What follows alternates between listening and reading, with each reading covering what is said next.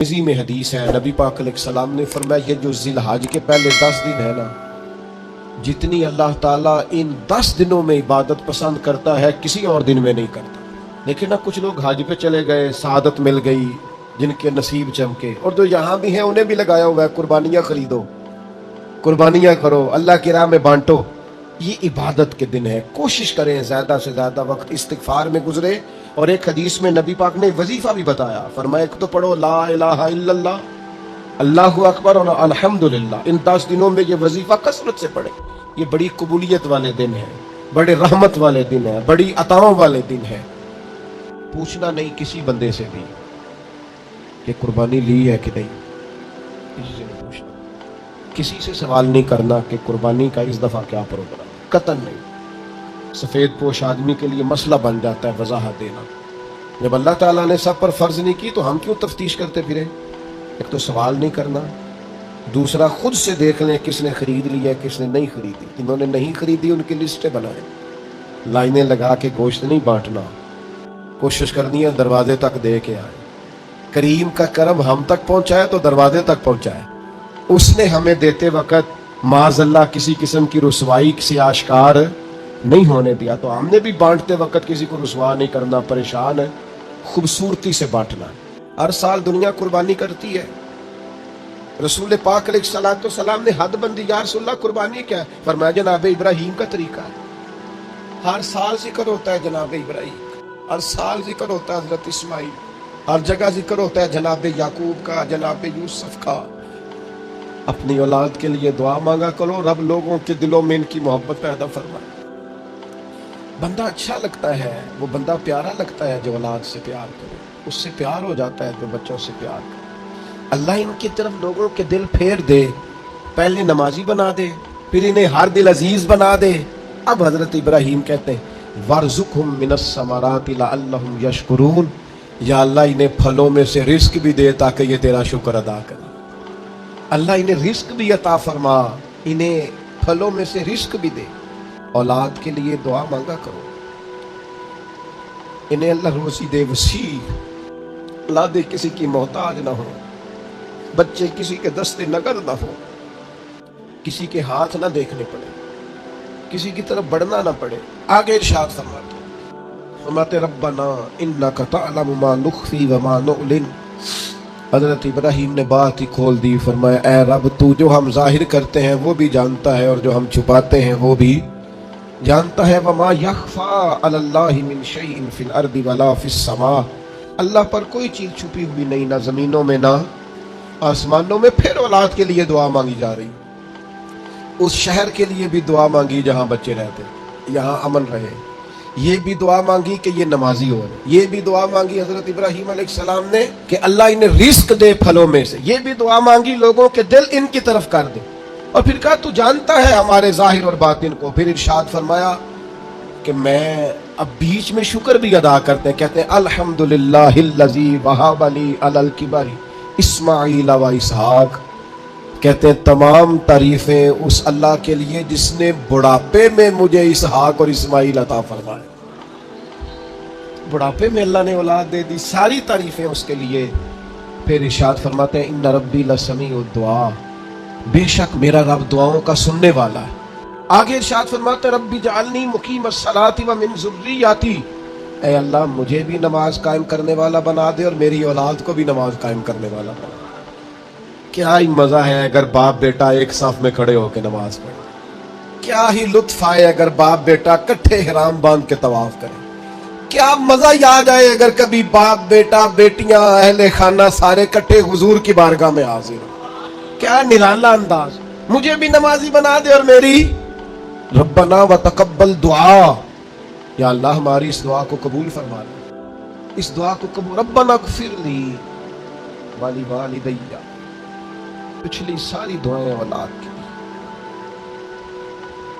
اب کہا ربنا اغفر لی والی والدیہ، اے اللہ مجھے بھی بخش دے اور میرے والدین کو بھی بخش دے، ان کی بخشش کر دے۔ وللمؤمنین یوم یقوم الحساب، اور جس دن تو حساب لے اس دن تمام مومنوں کی بخشش فرما دے۔ اللہ سب کو بخش دے حساب والے دے۔ سورۃ شعراء میں آتا ہوں اور یہاں سے 2-3 آیات عرض کر کے اپنی بات سمیٹتا ہوں۔ اللہ تعالیٰ نے اس صورت میں جناب ابراہیم کی اور دعاؤں کا ذکر فرمایا۔ فرمایا حضرت ابراہیم نے دعا مانگی، ربی حب لی حکمم والحقنی بالصالحین، اے اللہ مجھے علم و عمل عطا فرما اور مجھے نیک لوگوں سے ملاقات کرا، علم و عمل دے اور جو صالحین ہیں ان سے ملا۔ بڑا خوش نصیب ہوتا ہے وہ شخص جسے علم بھی ملے، عمل بھی ملے اور پھر صالحین کی صحبت بھی ملے، نیک لوگوں کی جسے سنگت نصیب ہو۔ اچھے لوگوں کے پاس، وہ گلی میں کوئی سنگترے بیچ رہا تھا نا تو درویش اندر بیٹھے تھے تو آواز لگا رہا تھا، اچھے سنگترے، اچھے سنگترے، اچھے سنگترے، تو بابا جی کو اندر ہی وجد ہو گیا۔ کسی نے کہا یہ کیا ہوا؟ فرمانے لگے وہ کہہ رہا ہے جنہاں دے سنگ چنگے سانو ترے، اچھے سنگ ترے، جنہاں دے سنگ اچھے سانو ترے۔ جناب ابراہیم کی دعا دیکھو، فرماتے ربی حبلی حکمم والحقنی بالصالحین، اے اللہ حکم عطا فرما، مانا مفسرین نے کیا علم و عمل عطا فرما، اور اے اللہ مجھے ان سے ملا دے جو صالح لوگ ہیں۔ یہ دعا مانگتے ہیں۔ پھر کہتے ہیں اے اللہ جو لوگ میرے بعد آئیں نا ان میں میری سچی ناموری رکھنا، اے اللہ بعد والے پچھلے ہمارا ذکر کریں تو ذرا اچھے لفظوں کے ساتھ کریں، ہمارے بعد ہمارا ذکر ہو تو خیر کے ساتھ ہو۔ ہماری تعلیم کے لیے جناب ابراہیم دعا کرتے ہیں، فرماتے ہیں کہ پیچھے اس طرح کا چھوڑ کے جانا کہ تمہیں خیر کے ساتھ یاد کیا جائے، یعنی تم کہیں بیٹھو تو لوگ کہیں کیا بات ہے، اور اٹھ کے جائیں تو لوگ کہیں کیا بات ہے۔ لوگوں کے بیچ ہماری اچھی ناموری ہو۔ جناب ابراہیم دعا مانگتے ہیں۔ جناب ابراہیم کہتے ہیں وَجَعَلْنِي مِنْ وَرَثَةِ جَنَّةِ النَّعِيمِ، یا اللہ ان لوگوں میں سے کر دے جو جنت نعیم کے وارث ہیں۔ ہمارے تعلق بنا پر جنتیوں سے بنا، ہمیں ان سے جوڑ دے جو چنگیاں دے لڑ لگی سان تے چولی چ پھول پئے، تو ایک دن پیڑیاں نال میں رل گئی تے میرے اگلے بھی ڈول گئے۔ کہا اے اللہ ان میں سے کر دے جو جنت نعیم کے وارث ہے، اور فرمایا وَلَا تُخْزِنِي يَوْمَ يُبْعَثُونَ، یا اللہ اس دن رسوا نہ کرنا جس دن لوگ قبروں سے اٹھائے جائیں گے۔ اللہ دنیا میں پردہ رکھا ہے تو قیامت میں بھی۔ میں آپ کو ایک راز کی بات بتاؤں، مومنوں کا پردہ رہ جانا ہے قیامت میں۔ عقیدہ ٹھیک رکھیں، اللہ سے ڈرتے رہیں، توبہ کرتے رہیں، گناہوں سے بچنے کی کوشش کرتے رہیں، لیکن پردہ انشاءاللہ۔ اور بھی بڑی جگہوں پہ حدیث ہے، پر قاضی ثناء اللہ صاحب پانی پتی رحمۃ اللہ نے جو لکھی ہے نوکھی لکھی ہے۔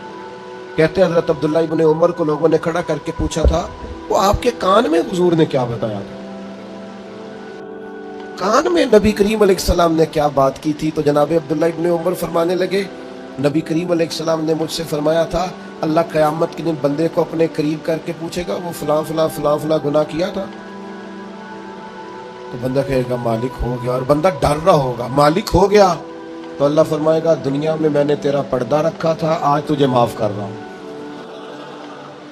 پردہ رکھا تھا معاف کر رہا ہوں۔ حضرت ابراہیم کہتے ہیں یا اللہ جب قبروں سے اٹھائے جائیں تو رسوا نہ کرنا، امید ہے، کرم کی امید ہے، اس کی رحمت پر امید ہے۔ یوم نحشر المتقین الی الرحمن وفدا، اللہ کہتا ہے جب متقی قبروں سے اٹھائے جائیں گے تو رحمان کی بارگاہ میں مہمان بنا کر پیش کیے گا۔ امید ہے کرم ہی ہوگا، گناہگار تو بڑے ہیں پر امید ہے رحمت پر، اور کبھی امید ہے رحمت پر کہ جس نے یہاں عزت دی ہے وہاں بھی کرم ہی فرمائے گا، فضل ہی فرمائے گا۔ اللہ تبارک و تعالیٰ نے قرآن مجید کے اندر حضرت ابراہیم علیہ السلام کا تذکرہ بڑی محبت کے ساتھ فرمایا۔ جناب ابراہیم علیہ السلام کی سیرت کو بڑی تفصیل سے قرآن پاک نے بیان فرمایا۔ رب کریم کا پتہ نہیں کتنا کرم ہے اپنے اس خلیل پر کہ جا بجا قرآن مجید کے صفحات آیات یہ بھرے ہوئے ہیں حضرت ابراہیم علیہ السلام کے تذکروں سے۔ پھر ایک اور انفرادی پہلو قرآن مجید میں ہمیں نظر آتا ہے کہ جناب ابراہیم علیہ السلام نے اپنے رب کریم کی بارگاہ میں جو دعائیں مانگی ہیں نا، ان دعاؤں کو اللہ تعالیٰ نے بڑے اہتمام سے قرآن پاک میں بیان فرمایا ہے۔ کبھی کوئی بندہ پیارا آ جائے نا، سمجھانے کے لیے مثال دیتا ہوں، تو انسان تبصرہ کرتا ہے. کبھی کوئی پیارا آدمی آتا ہے نا جس سے انسان بڑی محبت کرتا ہے, تو انسان اس کی باتیں بیان کرتا ہے, کہتا ہے وہ آیا تو اس نے یوں کہا, پھر جواب میں نے یوں کہا, اس نے یہ سوال پوچھا تو پھر میں نے اسے یہ جواب دیا, اس نے اس حوالے سے بات کی تو پھر میں نے اسے اس طرح کر کے جواب دیا. کیا انداز ہے قرآن مجید کا, بلا مثال و بلا تشبیہ. رب فرماتا ہے میرے خلیل نے مجھ سے فلاں دعا مانگی, میرے حضور فلاں بات کے لیے فلاں معاملے میں عرض کیا. اس پہلو میں جناب خلیل اللہ علیہ السلام نے میری بارگاہ میں کشکول طلب دراز کیا. انداز تو دیکھیے کتنا انوکھا ہے, کتنا نرالا ہے. اور یہ جگہ جگہ پہ قرآن مجید میں حضرت ابراہیم کی دعائیں موجود ہیں. پتہ کیا ہے, ہم دعائیں تو مانگتے ہیں پر وہ لذت نہیں لیتے جو ہمیں لینی چاہیے. ہم دعا تو مانگتے ہیں پر وہ سرور حاصل نہیں کر پاتے جو ایک بندے کو اپنے رب کی طرف رجوع کرنے میں نصیب ہوتا ہے. رسمی سا انداز ہوتا ہے, روٹین کی باتیں ہوتی ہیں, بعض جگہ تو رٹی رٹائی دعائیں ہوتی ہیں. حضرت خلیل اللہ علیہ السلام جن کو رب کہتا ہے واتخذ اللہ ابراہیم خلیلا, میں نے انہیں اپنا گہرا دوست بنایا, وہ اپنے رب کے حضور دعائیں مانگتے ہیں. یہ دعا اتنی انوکھی, اتنی پیاری, کاش آپ اس پر غور کریں کہ یہ دعا مانگنا رب کو اتنا پسند آیا ہے کہ اللہ نے قرآن مجید میں بیان فرما دیا ہے. 2-3 مقام قرآن پاک کے عرض کرتا ہوں. پہلے دیکھیے سورہ بقرہ ہے. حضرت ابراہیم علیہ السلام اور جناب اسماعیل علیہ السلام خانہ کعبہ کی تعمیر کر رہے ہیں. حضرت اسماعیل اینٹیں اٹھا کے لاتے ہیں اور جناب ابراہیم علیہ السلام دیواروں پہ لگا کے دیواروں کو بلند کرتے ہیں. او دیکھو مسجدیں بنانے والوں, اللہ کے گھر تعمیر کرنے والوں, ذرا اپنی شان تو دیکھو, ذرا دیکھو تو صحیح تم کس کی سنت کا تتبع کر رہے. تم دیکھو تم کس صف میں کھڑے ہو جس صف کی امامت جناب ابراہیم علیہ السلام فرما رہے. حضرت ابراہیم کعبے کی دیواریں اونچی کر رہے ہیں, بیت اللہ شریف کی تعمیر ہو رہی ہے. مالک کریم کو وہ بات اتنی اللہ کی بارگاہ میں مقبول ہوئی کہ قرآن میں بیان کیا, فرمایا وَإِذْ يَرْفَعُ إِبْرَاهِيمُ الْقَوَاعِدَ مِنَ الْبَيْتِ وَإِسْمَاعِيلُ, فرمایا جب اٹھاتے تھے نا جناب ابراہیم اور جناب اسماعیل اس گھر کی دیواریں, جب وہ اس کی دیواریں اٹھا رہے تھے, بنیادیں بلند کر رہے تھے, تو پتہ ہے ساتھ کیا کہہ رہے تھے, ربنا تقبل منا. ساتھ دعا مانگ رہے تھے, یا اللہ یہ ہم سے قبول فرما لے. اللہ ہم نے کوشش کی تیرا گھر بنانے کی, ہم نے جد و جہد کی اس کی بنیادیں, ربنا تقبل منا, اللہ اسے قبول فرما لے. اصل قابلیت نہیں ہوتی, اصل تو قبولیت ہوتی ہے. دعا فرماؤ قبولیت نصیب ہو, ہم کوئی عمل کریں تو اس کی بارگاہ میں وہ قبول ہو. دعا مانگ ربنا تقبل منا, اے اللہ ہم سے قبول فرما, اس لیے کہ انک انت السمیع العلیم, تو سننے والا بھی ہے اور جاننے والا بھی ہے. اور پھر اس کے ساتھ اور دعا مانگتے ہیں. پیغمبر ہیں, خلیل اللہ ہیں, اللہ تبارک و تعالیٰ کے برگزیدہ ہیں, ان کی عبادتیں, ریاضتیں, ان کی جد و جہد, ان کی تبلیغ, ان کی کوششیں اللہ کو پسند ہیں. اور وہ اس مقام پر فائز ہے کہ رب کریم نے انہیں اپنا خلیل بنا لیا ہے. پھر بھی کہتے ہیں ربنا وجعلنا مسلمین لکا, اے ہمارے رب ہمیں اپنی بارگاہ کا فرما بردار رکھنا, ہمیں گردن جھکانے والا بنانا, ہم تیرے حضور جھکے رہے. وَمِن ذُرِّيَّتِنَا أُمَّةً مُسْلِمَةً لَكَ, اور ہماری اولاد میں بھی ایک امت کو اپنی فرما بردار رکھنا, آنے والی نسلیں بھی تیری فرما بردار رہیں. دعا کیوں نہیں مانگتی امت یہ کہ یا اللہ ہماری اولادیں بھی تیری فرما بردار, ہر وقت ان کے لیے رزق ہی مانگتے ہو, صحت ہی مانگتے ہو, اچھا کاروبار ہی مانگتے ہو. یہ دیکھو جناب ابراہیم کیا مانگ رہے ہیں, کہتے ہیں یا اللہ ہماری اولادوں کو اپنا فرما بردار رکھنا, کہ تیرے نافرمان نہ ہو. اتنا مقام ہے, مرتبہ ہے, پھر بھی کہتے ہیں وَأَرِنَا مَنَاسِكَنَا, یا اللہ ہمیں اپنی عبادت کے طریقے سکھا. اے اللہ بھیج دے ہم میں سے اپنا عظمت والا رسول. یا اللہ نبی کریم صلی اللہ علیہ وسلم جو تیرے آخری رسول ہیں انہیں بھی انہی میں سے بھیجنا, یعنی میری اولاد میں سے کرنا آخری نبی کو. خود رسول کریم نے فرمایا ہے حضور فرماتے ہیں میں اپنی ماں کا وہ خواب ہوں جو میری پیدائش کے وقت انہوں نے دیکھا تھا اور شام کے محلات روشن ہو گئے. حضور فرمانے لگے میں جناب عیسیٰ کی بشارت ہوں اور میں جناب ابراہیم کی دعا ہوں. میں دعا ہوں جناب ابراہیم کی دعا بن کے آیا ہوں حضرت خلیل اللہ. میں وہ ہوں جن کے لیے جناب خلیل نے دعا کی ربنا وابعث فیہم رسولا. ہمارے استاد فرمایا کرتے تھے کعبہ بنا کے جناب ابراہیم کا یہ دعا کرنا معنی کیا ہے؟ مالک میں نے بنا دیا ہے، اس سے آباد کرنے والا رسول بھی عطا فرما. تڑپے گی محبوب کی امت بیت اللہ دیکھنے کو، دعائیں مانگے گی، یوں گھومے گی بیت اللہ کے گرد جس طرح پروانہ شمع کے گرد گھومتا ہے. نظریں دیکھ دیکھ کے بیت اللہ کو ٹھنڈی ہو. ربنا وابعث فیہم رسولا، اے اللہ ان میں وہ رسول بھیج دے. وہ محبوب آئیں تو کیا کریں؟ اے اللہ جب وہ آئیں منہم انہی میں سے آئیں یتلو علیہم آیاتکا، اور وہ آ کر ان پر تیری آیتیں پڑھیں. وَيُعَلِّمُهُمُ الْكِتَابَ وَالْحِکْمَةَ، انہیں کتاب بھی سکھائیں اور پختہ علم بھی سکھائیں، دانائی بھی سکھائیں. وَيُزَكِّيهِمْ، بڑوں نے ترجمہ کیا ہے پر جو ترجمہ فاضل بریلوی نے کیا ہے وَيُزَكِّيهِمْ، اے اللہ وہ محبوب تیرے آئے اور انہیں خوب ستھرا کر دے، خوب ستھرا کر دے، ان کے دلوں کو صاف کر دے، باطن کا تزکیہ کر. یہ دعائیں کر رہے ہیں جناب ابراہیم. انک انت العزیز الحکیم، بے شک مالک تو غالب حکمت والا ہے. جناب ابراہیم علیہ السلام بیت اللہ کی تعمیر کرتے ہیں، قبولیت کی دعا مانگتے ہیں، اللہ کے حضور عرض کرتے ہیں اللہ آخری پیغمبر علیہ السلام کو مبعوث فرما تاکہ وہ کتاب و حکمت سکھائیں، تاکہ وہ قرآن مجید کی آیات کی تلاوت کریں. اے اللہ رسول کریم علیہ السلام عطا فرما جو دلوں کا تزکیہ کریں. اس رسول صلی اللہ تعالی علیہ وسلم کے لیے حضرت ابراہیم نے دعا مانگی تھی، وہ رسول اللہ نے ہمیں عطا فرمایا. اب ہمیں حضور کے بتائے ہوئے طریقے کے مطابق کتاب و سنت سیکھنا چاہیے نا. حضور نے جو خوبصورت ارشادات کر کے ہمارا تزکیہ کیا ہے ہمیں وہ یاد رکھنے چاہیے نا، دلوں میں بسانے چاہیے نا. تو ایک مقام تو وہاں سورہ بقرہ میں اور دوسرا مقام سورہ ابراہیم میں. یہ سورہ ابراہیم ہے. مالک کو پیار اتنا ہے، جگہ جگہ بھی ذکر کیا ہے قرآن پاک میں جناب ابراہیم کا، اور ایک پوری سورت کا نام ہی سورہ ابراہیم ہے. اتنی محبت ہے حضرت خلیل اللہ سے رب کریم کو. یہاں بھی دیکھیے حضرت ابراہیم سورہ ابراہیم میں دعا مانگتے ہیں. اب ذرا یہ دعا بھی دیکھیں کتنی معنی خیز ہے. فرماتے ہیں وَإِذْ قَالَ إِبْرَاهِيمُ رَبِّ اجْعَلْ هَٰذَا الْبَلَدَ آمِنًا.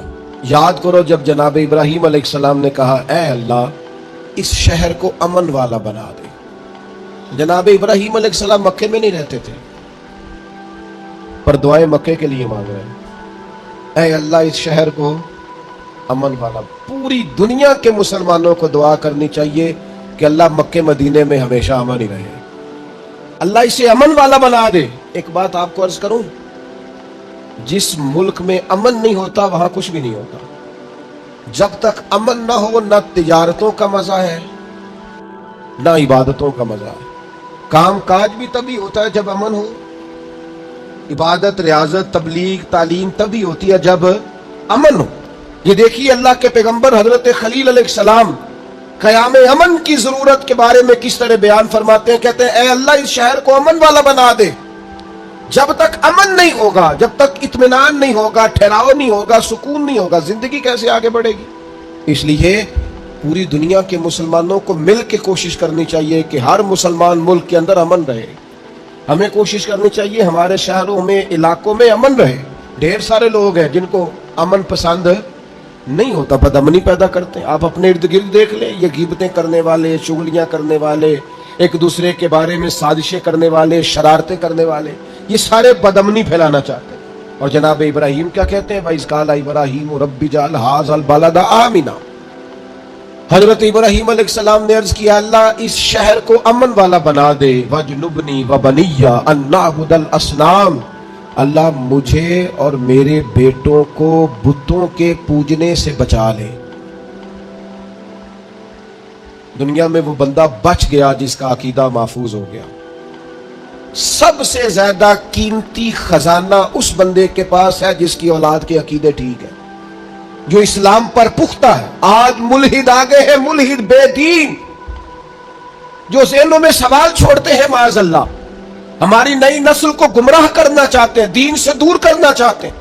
अपने बच्चों के करीब बैठा करो, इनकी बातें सुना करो, इनकी सोचें देखा करो। थोड़े दिन पहले एक बच्चा मुझे पोस्ट दिखाने लगा, कहने लगा ये देखे एक बंदे ने पोस्ट की है, करोड़ों अरबों रुपया तुम जानवरों को कुर्बान करने पे लगा देते हो, ये गरीबों को दे दो, लोगों के घर बन जाएं, बच्चियों की शादियां हो जाएं। पता नहीं लोगों को हर दीनी काम पे गरीब क्यों याद आते हैं, याद आ जाते हैं। मैंने उन्हें कहा मैं देहाती आदमी हूं, हमारे डेरे के साथ एक डेरा होता था, चाचा जी बशीर साहब ने ना हर साल वो बैल पालते थे बेचने के लिए, गरीब आदमी, और कहा करता था इस दफा मेरे जानवर बड़े अच्छे हैं, ये सही बिक गए तो 2 बेटियों की शादी करूंगा। पाल कर बेचने वाले भी गरीब कम हैं, जो कारोबार करते हैं, बड़े फार्म बनाते हैं, पाल कर बेचने वाले भी गरीब।